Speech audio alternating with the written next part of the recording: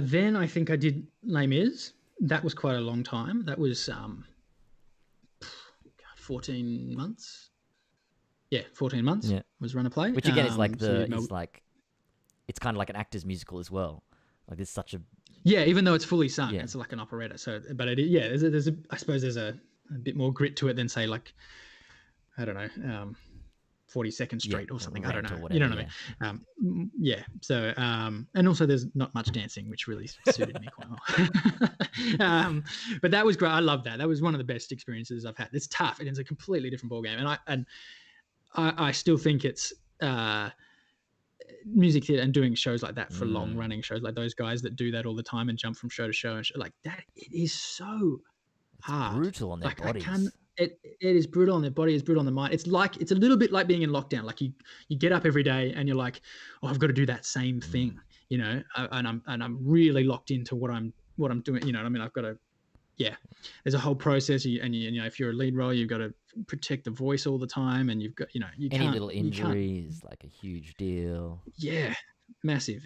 And you're paid usually next to nothing, and it's and you're living out of a suitcase in kind of crummy hotel rooms and things like that. It's a tough gig. So you have to have really good people around you. And I mean, they're talented mofos, like really, really talented. Yeah. But yeah, I loved doing that. And I mean, the funny part about, and there's a funny story that goes with that, is that my ex-girlfriend, we'd both auditioned for the show whilst we were together, but in the lead up to when the show was on, because they cast a year in advance, we'd broken up. Anyway, she got cast as Cosette, the sort of love interest in the show, and I got cast as the Marius understudy. So I would go on for Marius, and did go on for Marius in the first week, because the Marius hurt himself, and I hadn't been rehearsed in yet, so I didn't even know. I made up some words, you know. It was probably atrocious, but anyway.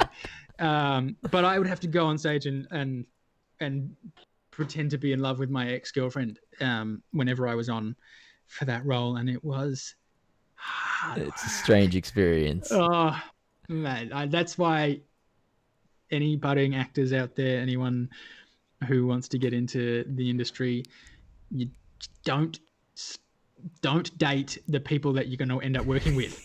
It's no, like, don't date. I mean, I'm still dating Prue, who's also an actress, but like, don't do it.